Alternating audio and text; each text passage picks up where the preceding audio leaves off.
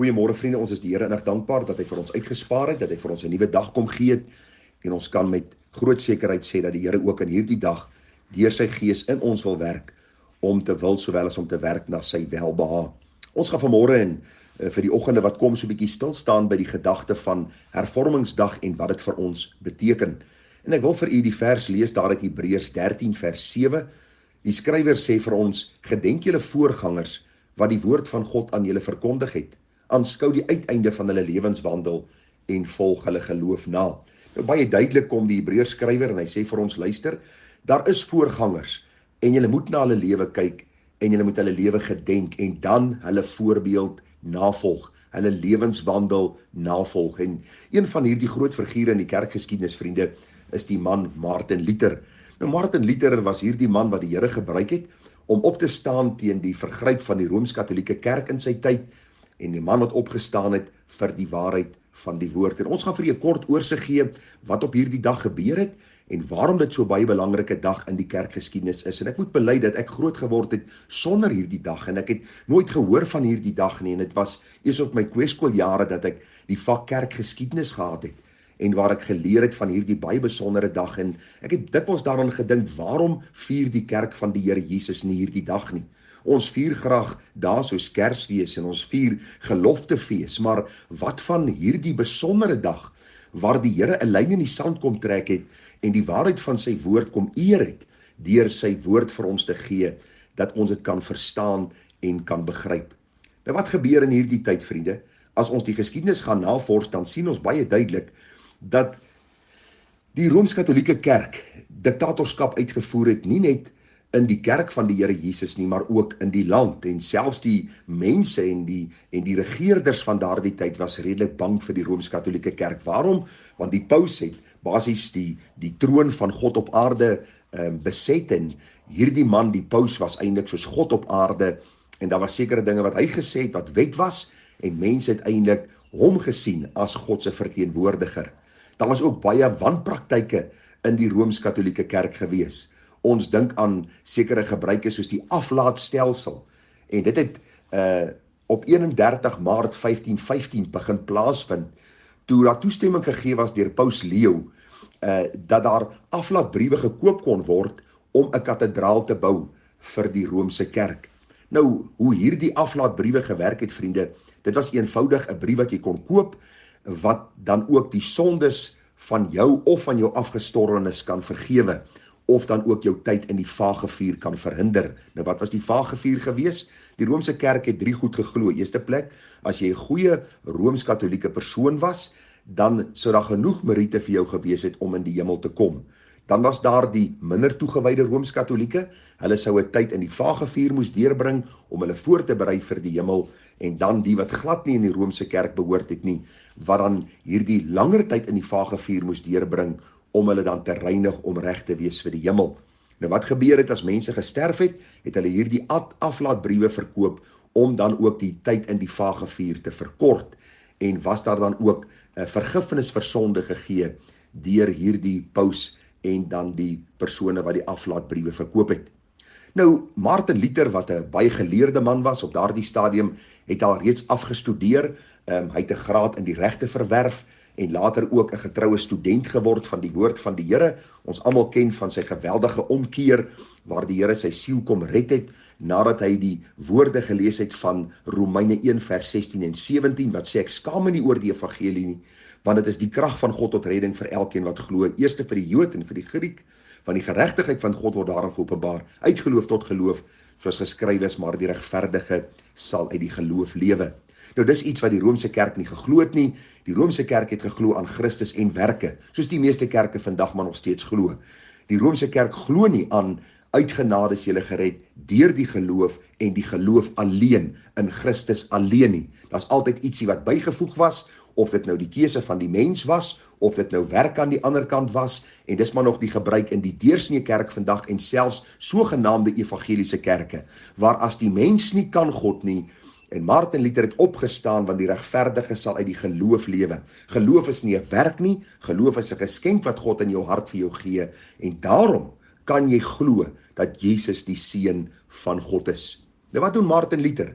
Op 31 Oktober 1517 het hy 95 stellings teen die Wittenbergse kerk deur vasgeslaan, waar hy 95 wanpraktyke in die Romeinse kerk dan uitgewys het en daarteen opgestaan het. Dit was die gebruik van daardie tyd. Hulle het nie posdienste gehad nie, hulle het nie selfone gehad nie, hulle het nie WhatsApps gehad nie, hulle het nie hierdie goed gehad nie. So, as iemand 'n vertoë wou rig, het hy hierdie vertoë van hom vas gaan slaan teen hierdie Wittenbergse kerk deur en almal kon dit lees en dan was daar gepraat oor hierdie bepaalde saak.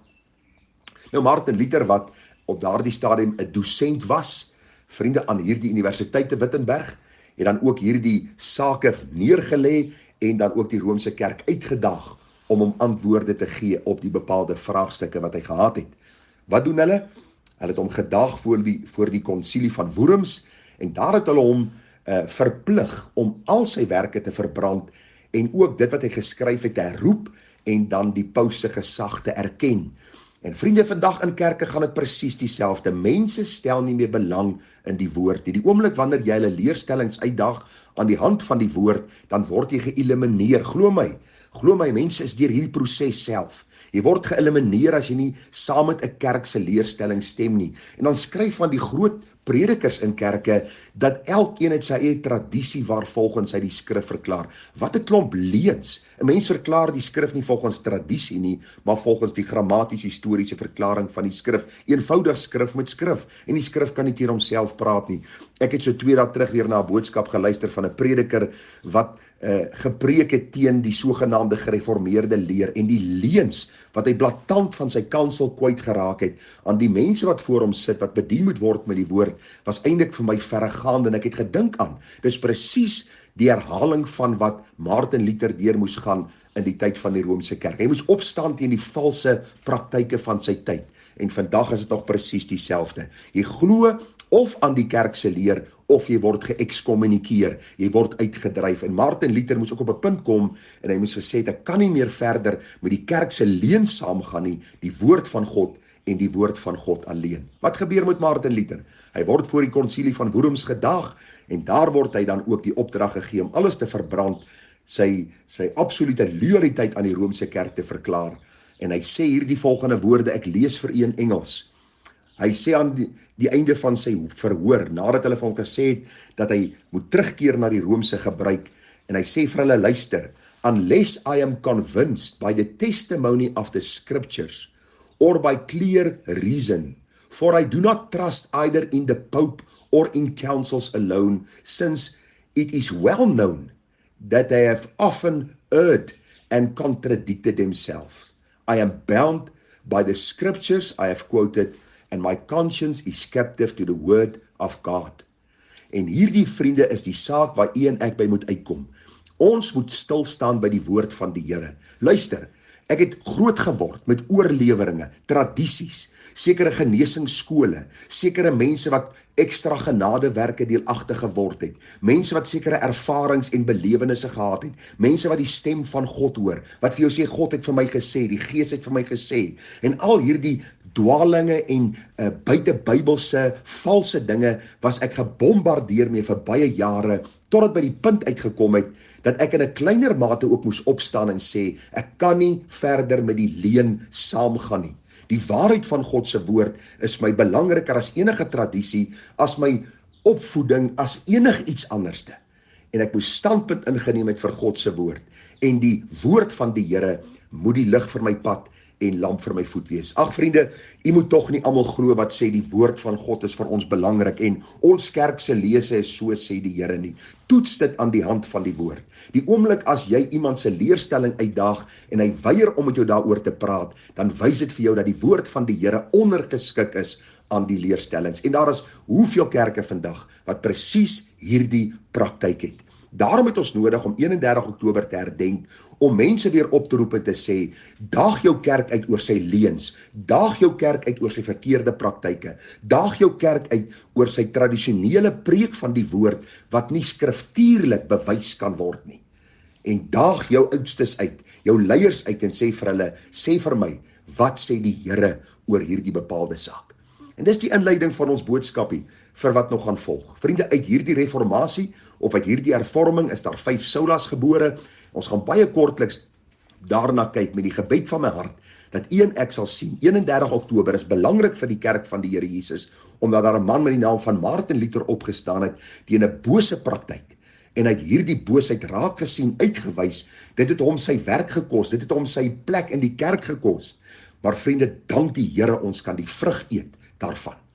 Vir baie jare was hierdie goed van my weggehou, en ek dank God, dat hy in Christus vir my genadig was, sodat ek hierdie goed kon ondersoek en kon sien, wat protestantisme regtig beteken, wat gereformeerdheid regtig beteken, waar kom die regte verklaring van die skrif vandaan, en waarom word dit vir soveel jare onder die mat van tradisie, onder die mat van ervarings, van mistisisme, van stemme van God, dan verbloem is. En daarom is die gebed van my hart, dat die Here vir ons baie ryklik sal seën. Mag die Here vir ons wysheid gee, dat ons hierdie dag sal vier, nie om die dag te aanbid nie, maar die God wat vir ons genade gegee het, en 'n man met die naam van Martin Luther opgewek het, om op te staan teen die valse praktyke van sy tyd.